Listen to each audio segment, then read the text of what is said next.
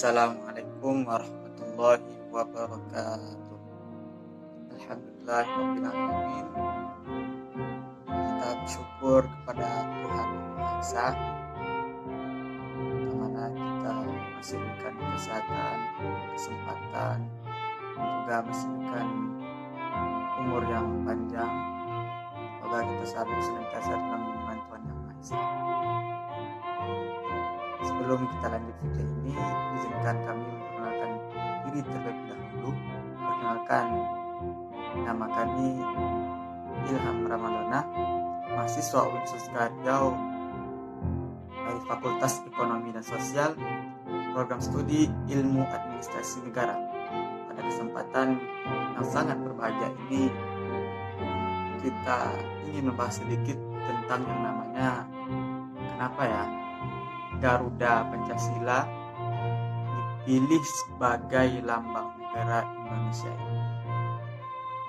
Sebelum kita lanjut video ini, kami mohon untuk like-nya, juga komennya, dan juga share kepada teman-teman kita yang lain agar kita saling tahu dan juga mengetahui apa yang tidak kita ketahui, dan juga ini adalah salah satu bentuk untuk tambahan nilai bagi kami.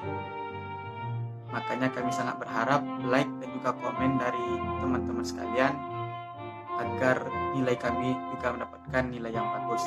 Dan juga yang terakhir, kami mohon subscribe channel YouTube kami ini. Oke, langsung saja kita lanjut video ini. Kenapa Negara Kesatuan Republik Indonesia ini memakai yang namanya lambang Garuda Pancasila?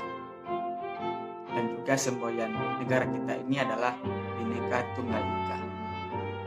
Kita sebagai warga negara Indonesia mungkin telah mengetahui lambang dan semboyan itu. Tetapi di antara kita juga banyak yang tidak tahu kenapa Garuda Pancasila. Kenapa tidak simbol-simbol yang lain atau semboyan-semboyan yang lain yang dipakai oleh negara kita ini? Bahkan negara kita ini telah mengatur tentang simbol dan semboyan kita ini dalam undang-undang. Pasal 36A dengan bunyinya, lambang negara Indonesia ialah Garuda Pancasila dengan semboyan Bhinneka Tunggal Ika. Lalu pertanyaan kita, di antara kita semua mungkin banyak yang bertanya-tanya, kira-kira kenapa ya?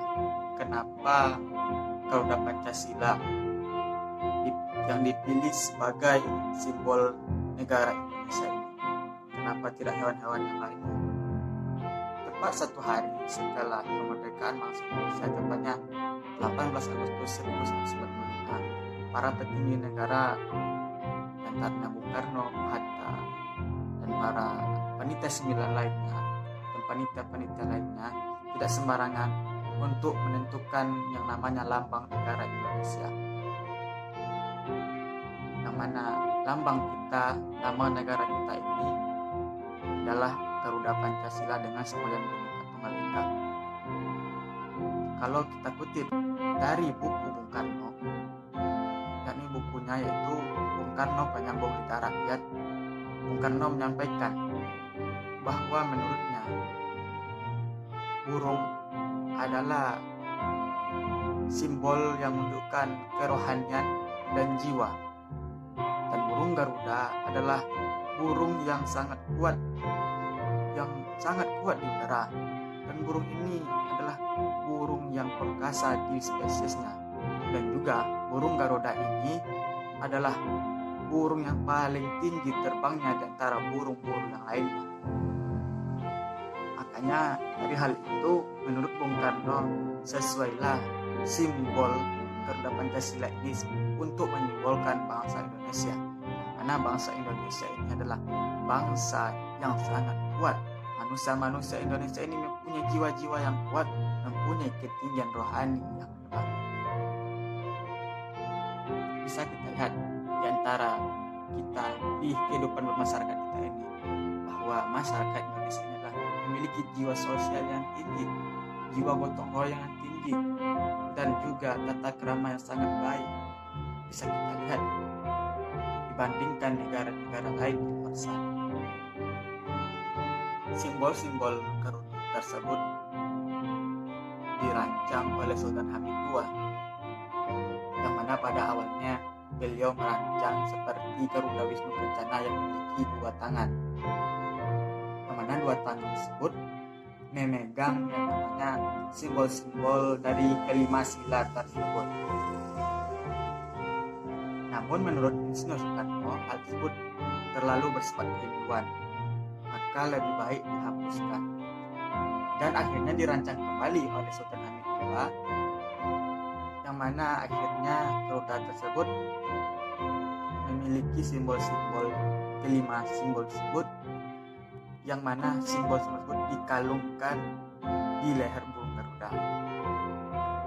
Jadi siapa di antara kita ini yang mengira kalau simbol-simbol dari 5 sila tersebut ditempelkan di dada burung Garuda? Mungkin sebelumnya kita mengira seperti itu, tetapi yang sebenarnya ialah simbol-simbol dari 5 sila tersebut sebenarnya dikalungkan di leher burung Garuda tersebut menggunakan rantai. Jadi jangan salah paham lagi untuk simbol-simbol ini, yang kalau awalnya kita mengira ditempelkan di dada, sebenarnya dikalungkan di leher burung Garuda tersebut. Kalau kita lihat kembali pada bagian kakinya, burung Garuda ini mencengkram yang namanya sebuah pita, yang mana pita tersebut bertuliskan Bhinneka Tunggal Ika. Apa maknanya? Makna dari Bhinneka Tunggal Ika ialah berbeda-beda tetapi tetap satu tujuan. Semboyan ini sesuai dengan bahasa Sanskerta dari buku yang dikarang oleh Empu Tantular, seorang pujangga dari kerajaan Majapahit. Beliau menuliskan Bhinneka Tunggal Ika, dan maknanya ialah berbeda-beda tetapi tetap satu juga, sesuai dengan bangsa Indonesia, yang mana bangsa Indonesia ini terdiri dari berbagai suku, bahasa, warna kulit, ras, dan lain sebagainya. Tetapi hal tersebut tak melunturkan semangat bangsa Indonesia untuk selalu bersatu dan demi kejayaan bangsa Indonesia ke depannya. Oh iya, ada satu lagi. Kenapa burung Garuda tersebut menoleh ke kanan, tidak ke kiri, atau dari depan saja? Menoleh ke kanan, ke kiri, atau ke depan juga ada makna tersendiri. Kenapa menoleh ke kanan? Menurut para petinggi negara ketika itu, menoleh ke kanan artinya memiliki suatu kebenaran. Menoleh ke kanan menunjukkan kepada kebaikan.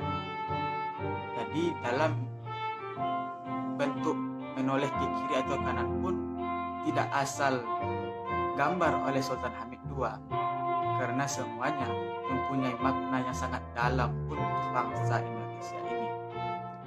Jadi kalau kita ditanya oleh orang di luar sana, kenapa sih Garuda Pancasila dilambangkan untuk bangsa Indonesia? Setidaknya kita telah mengetahui kenapa hal ini dibuat untuk bangsa Indonesia.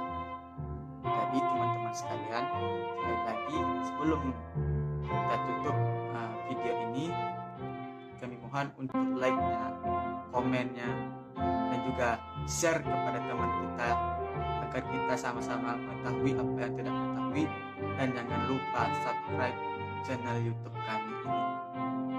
Mungkin itu saja pada kesempatan kali ini. Lebih dan kurangnya kami mohon maaf.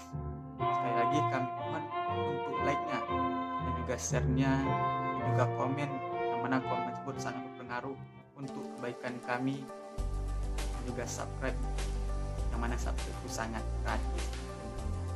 Jadi terima kasih kepada teman-teman yang sudah menonton ini. Kami ucapkan terima kasih yang sebanyak-banyaknya.